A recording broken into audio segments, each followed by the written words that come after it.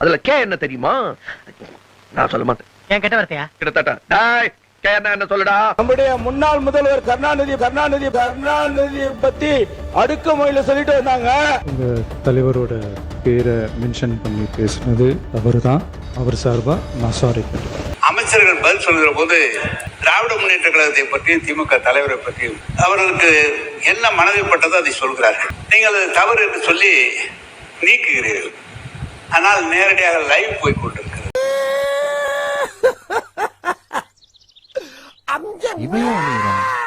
தலைவருடைய பெயரை சொல்லி இப்படி எல்லாம் பேசுவது என்ன நியாயம்? கருணாநிதி சொல்ற கருணாநிதியா? கருணாநிதிங்கிறது ஆகச்சிறந்த கெட்ட வார்த்தை போல இருக்கு. இனி யாரையா திட்டணும்னா யாராவது அப்படிலாம் திட்டாதீங்க. கருணாநிதி கருணாநிதி அப்படி திட்டுங்க. வாடா கருணாநிதி, வாடா கருணாநிதி, கருணாநிதி கருணாநிதி அப்படி திட்டுங்க. ஏன்னா கருணாநிதியை கெட்ட வார்த்தையாக்கி வச்சாங்க. எரியுதடி மாலா போடு. கெட்ட பையன் சார் இந்த பால்சாமி. 7 மாதமா ஒரு மாநிலத்துக்கு, நம்ம தமிழ்நாடு போன்ற மாநிலத்துக்கு ரெகுலர் டிஜிபி போடாத நீங்க தான் சார் தற்கொலை.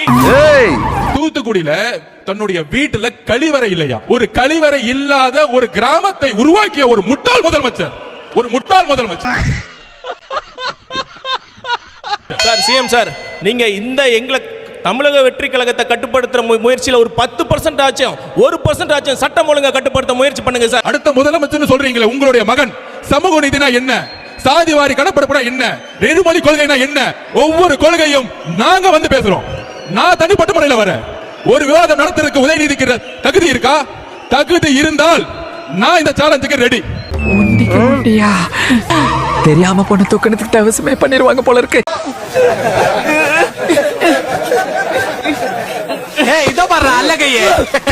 இன்றைக்கும் நான் சொல்லுகிறேன், எங்களோட ஆட்சி வந்திருக்கும் என்று சொன்னால் நாங்கள் 2000 ரூபாய் தருவோம் என்று சொன்னோம். வந்திருந்தால் கொடுத்திருப்போம். புடுங்கிருப்பாரு, அப்படியே ஒரே புடுங்க புடுங்கி இங்க நின்றுப்பாரு. நீங்கள் அறிவித்த அத்தனையும் 5 ஆண்டு காலம் தொடர்ந்து நீங்கள் அறிவித்தும் கூட நீங்கள் தேர்தல் அறிக்கையில் சொல்ல முடியாத பலவற்றை நீங்களால் அறிவிக்க முடியவில்லை. அதற்கான நிதிகள் நீங்கள் ஒதுக்கப்படவில்லை என்பதை நீங்கள் உணர்ந்திருப்பீர்கள் என்று நான் கருதுகிறேன். உனக்கு என்னப்பா, நீ பைத்தியம்.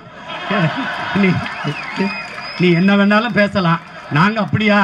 நாங்க சரியாத்தான் பேசுறோம். 100 நாளைக்கு நீங்கள் இதை செய்ய வேண்டும் அதை செய்ய வேண்டும் என்று நீங்கள் பேசுவது என்பது சால பொருத்தமாக இருக்கா? யூ டிராப்ட் திஸ்டா மாட்டிக்க. என்ன மாப்ள கேப்பா? ஓடு நல்லா இருக்கும், உனக்கு சூட்டா இருக்கும். அப்பாவை காணோம் என்று சொல்கிறீர்கள். அவர் வருகிற நேரத்தில் பல பேர் நீங்கள் இங்கே இருக்க மாட்டீர்கள். நாங்கள் இருப்போம் என்று சொல்லி நன்றியோடு அமர்கள். நன்றி, வணக்கம். நன்றாகத்தான் பேசினார். எரிஜாக பேசுகிற போதுதான் குதர்க்கமாக கொஞ்சம் பேசியிருக்கிறார்கள். இந்த ஆட்சி மீண்டும் வரும் என்று சொன்னீர்கள். என்றைக்கும் உங்கள் ஆட்சி வராது. நம்முடைய தமிழக முதலமைச்சர் வெற்றி தளபதி இருக்கும் வரை உங்கள் தலை தூக்க முடியாது தமிழ்நாட்டில். எந்த கட்சி பத்தியும் நாங்க சொல்லல. அவரு எந்த கட்சி பத்தியுமே அவர் சொல்லல. நீங்க இல்ல நீங்க ஊழல் நீங்க ஏஞ்சிருக்கிறீங்க. அவங்க அமைதியா இருக்கிறாங்கல்ல, அதிமுக அமைதியா இருக்குது இல்ல, அதிமுக அமைதியா இருக்குது இல்லன்னு நீங்க நாங்க எந்த கட்சி பேர் ஏதாவது சொன்னோமா? அந்த மாதிரி கண்ணியமிக்க சபைகள், இந்த சபையில் நம்மளுக்கு முன்னாலே வழிவகுத்து தந்தவர்கள், ஆட்சிய கண்ணியத்தை நாம் காப்பாற்ற வேண்டும் என்று அனைத்து உறுப்பினர்களுக்கும் எப்படி கண்ணியம் குறித்து அண்ணன் எங்களுக்கு எல்லாருக்கும் சொன்னாரோ, அதே போல தங்கள் கட்சியினுடைய மாண்புமிகு எதிர்க்கட்சி தலைவருக்கும் சிறிதளவு அதை நீங்கள் சொல்லிக் கொடுக்க வேண்டும் அப்படின்னு நான் கேட்கிறேன்.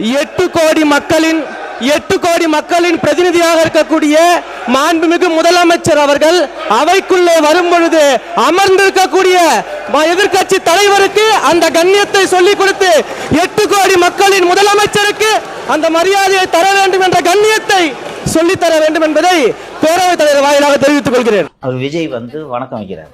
அதுப்போ அப்படி உட்கார்ந்துட்டு இருந்தீங்கன்னா இது ஆபாசமான நடத்தையாக உங்களுக்கு தெரியவில்லையா? இந்த ஆபாசத்தை நாம் பார்த்துவிடக் கூடாது என்பதற்காகத்தான் நேரலை வேண்டாம் என்கிறார்கள். விஜய் இவங்களை எக்ஸ்போஸ் பண்ணுன்றதுக்காக என்ன பண்றாரு? திருப்பி ஒரு ரவுண்டு போறாரு. இன்னொரு வணக்கம் வச்சுக்கோங்க, வாங்கிக்கப்பா வாங்கிக்க. அப்போ உட்கார்ந்து இருக்காங்க. சோ அப்ப அவருக்கு தெரியுது, எனக்கு நீ திரும்ப வணக்க வைக்கலன்னா என்னுடைய தரம் தாழ்ந்துராது தம்பி, நீ தான் அம்பலப்படுவ அப்படின்னு. ஏன் மொக்க பண்றாருமா அவர்கள் அவரு? ஏய் ஃபூல், அவன் நம்மள கலாய்க்கறான்டா. கூட தெரியல, நீங்களே என்ன கலாய்க்கிறீங்க? நடுநிலையானவர்கள் கூட என்ன சொல்கிறாங்க, ஆமா எந்திரிச்சு ஒரு வணக்கம் வச்சா என்னப்பா இப்படி உட்கார்ந்துருக்கானுங்க, பண்பில்லாதவர்கள். இது தெரியக்கூடாது, புதுசாகுது. என் வாழ்க்கையில இன்னும் நான் எல்லா குடும்பங்களை பார்க்கணும்னு இருக்கோ எனக்கே தெரியல. கோவையில கள்ளக்குறிச்சியை சேர்ந்த ஒடுக்கப்பட்ட பிரிவை சேர்ந்த 19 வயது பொறியியல் மாணவர் அமுதனை 20 பேர் கொண்ட ஒரு கும்பல் சென்ற திங்கட்கிழமை அடிச்சு கொலை செஞ்சிருக்கிறாங்க. காவல்துறையினரின் தீவிர விசாரணையின் அடிப்படையில் 9/8/2026 அன்று ஏற்பட்ட இரு குழுக்களுக்கு இடையிலான பழிவாங்கும் நோக்கிலான தாக்குதலை அமுதன் மரணத்திற்கு வழிவகுத்ததாக என்று தெரிய வந்துள்ளது. இவ்வழக்கு தொடர்பாக போதைப் பொருள் பயன்படுத்தியதாக புகாரிலோ காவல்துறையின் விசாரணையிலோ அறியப்படவில்லை. உலக இன்டர்நேஷனல் போதைப் பொருள் கடத்தல் மன்னன் ஜாஃபர் சாதிக் என்ற நபர் ஜாஃபர் சாதிக் என்ற நபர் டெல்லியில் கைது செய்யப்பட்டார். அவருடனும் அப்போதிருந்த முதல்வர் குடும்பம் முதல் அமைச்சர்கள் வரை அதிகாரிகள் வரை அனைவரும் எவ்வளவு தூரம் தொடர்பில் இருந்தாலும் எல்லாருக்கும் தெரியும். இதுவரை அந்த நபர் சம்பந்தப்பட்ட எந்த வழக்கும் தமிழ்நாட்டில் பதிவு செய்யவில்லை. அமைச்சர் அவர்கள் பேசுறதுக்கு ஏதாவது ஆதாரம் இருக்கா? நாங்கள் உடனடியாக கைது செய்யப்பட்டிருக்கோம், அவர் கட்சியிலிருந்து நீக்கி இருக்கிறோம். நான் குறிப்பிட்ட அந்த போதை கடத்தல் மன்னன் ஜாஃபர் சாதிக் சம்பந்தப்பட்ட எந்த பெயரையும் நான் சபை நாகரிகம் கருதி சொல்லவில்லை.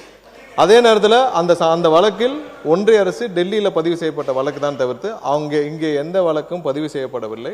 அவரை காப்பாற்ற முயற்சியாக நடந்தது. இவர்கள் தேவைப்பட்டால் யார் யாருடன் எந்தெந்த வகையில் புகைப்படம் எல்லாம் அப்போது சமூக வலைதளத்தில் எல்லாத்தையும் வெளியானுச்சு. சபை நாகரிகம் கருதி நான் அதை வெளியிடவில்லை, யாருடைய பெயரையும் குறிப்பிடவில்லை.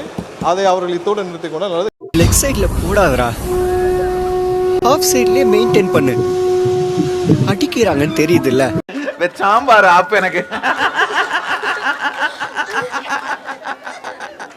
பேரவைத் தலைவர்களே, ஒரு அமைச்சரே ஐபிஎல் மேட்ச்சில் பவுடர் நுணுக்கிக்கிட்டு மாத்திரை நுணுக்குன்னு கதை விட்டார். அவர்கிட்ட உங்களுடைய காவல்துறை ஏதாவது விசாரணை நடத்துச்சா? அவர் மேலே ஏதாவது நடவடிக்கை எடுத்திருக்கீங்களா? அதாவது ஸ்டேடியம்ல இருந்து இந்த மாதிரி நடந்ததுக்கான விளக்கத்தை ஆல்ரெடி அளித்தாச்சு. அதில் அவங்களுக்கு பல்வேறு முரண்பாடுகள் இருக்கலாம், பல்வேறு கருத்துக்கள் இருக்கலாம். அப்படி இவங்க சொல்கிறாங்கன்னா அந்த சமயத்தில் திராவிட முன்னேற்ற கழகத்தின் ஆட்சி தான் நடந்தது. அப்போ ஸ்டேடியம் வாசல்ல இருந்து இவங்கெல்லாம் வந்து அந்த மாதிரியான போதைப் பொருள் வித்தாங்கன்னு சொல்லி ஒத்துக்கிறாங்களா? அப்போ எப்படி போட்டாலும் அடிக்கிறான்டா. 2020 வரைக்கும் 2020க்கு முன்பு தமிழ்நாட்டில் போதை கலாச்சாரம் இல்லை. எதிர்கட்சி என்ன சொல்ல வர்றான்னு தெரியாம நிறுத்துக்கணும். என்ன திமுகவுடைய அங்க 57 பேர் இருக்காங்க. நாங்க எந்திரிச்சோம்னா அந்த சபையை அவங்க பேசவே முடியாது. எதிர்கட்சி தலைவர் பேசும்போது நாங்க எந்திரிச்சோம்னா அவ்வளவு வெறி மாப்பிளைக்கு எல்லாம் உங்களுக்காக தான் மாமா. எங்களுடைய எதிர்கட்சியினுடைய மாண்புமிகு எதிர்கட்சி தலைவர் அவர்கள் ஒரு அரசினுடைய கவனத்திற்கு இந்தந்த சம்பவங்கள்லாம் நடைபெற்றிருக்கிறது கவனத்தை தான் கொண்டு வரார். இல்லைங்க, கவனத்தில் குறிப்பிட்டிருக்கிற விஷயத்தை பற்றி மட்டும்தான் பேச அனுமதியை தவிர தமிழ்நாடு முழுவதும் சம்பவங்களை வரிசைப்படுத்துகிற போது பதில் சொல்ற உரிமை நான் உங்களுக்கு தரணுமா இல்லையா? அதாவது வாய்க்கு வந்தபடி எல்லாம் பேசப்படாது, எதா இருந்தாலும் நியாயமா பேசணுமா இல்லையா? எதிர்கட்சியில் இருக்கிற அனைவரும் எழுப்பிய கேள்விக்கு அரசின் சார்பாக உரிய விளக்கங்கள் இல்லை. எனவே அதை கண்டித்து நாங்கள் வெளிநடப்பு செய்கிறோம். கொஞ்சம் அமைதியா வெளியேறுங்க. அமைதியா வெளியேறுங்க. நீங்க ஆட்சியை தொடர நாங்க தடையா இருக்க விரும்பல. அந்த வகையில பேரவையிலிருந்து நாங்க வெளிநடப்பு செய்யறோம். நன்றி, வணக்கம்.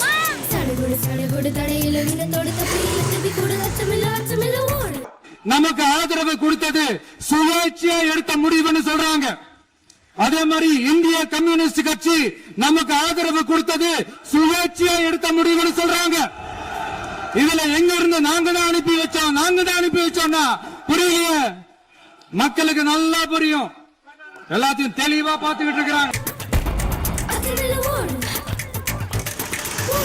நாங்கள் எதிர்கட்சியில் இருக்கிற அனைவரும் எழுப்பிய கேள்விக்கு அரசின் சார்பாக உரிய விளக்கங்கள் இல்லை.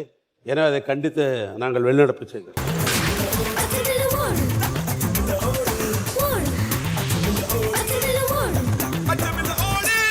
எதிர்கட்சியினர் வெளிநடப்பு செய்தனர். அவர்கள் சரி திரும்பி வராமல் சென்று விடுவார்கள் என்று நினைத்தேன். ஏன்னால் இது முக்கியமான அறிக்கை. இந்த அறிக்கையை அவர்கள் முன் வாசிக்கப்பட வேண்டும் என்று நினைத்தேன். அதாவது புரட்சி தலைவர் சொல்லியிருப்பார், நீங்களும் உங்களுக்கும் இதே அவையில் பதிவு செய்திருப்பார். அதாவது தீமைகள் எந்த வகையில் தீமைகள் தமிழகத்துக்கு வந்திருந்தாலும் அது தீய சக்தி திமுக மூலமாகத்தான் வந்திருக்கும் என்று இந்த அவையிலேயே பதிவு செய்திருக்கிறார்.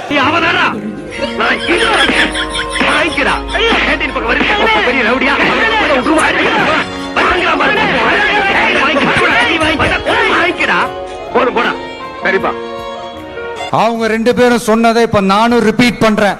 திமுக ஒரு தீய சக்தி. எரியுதடி மாலா பேனர் போடு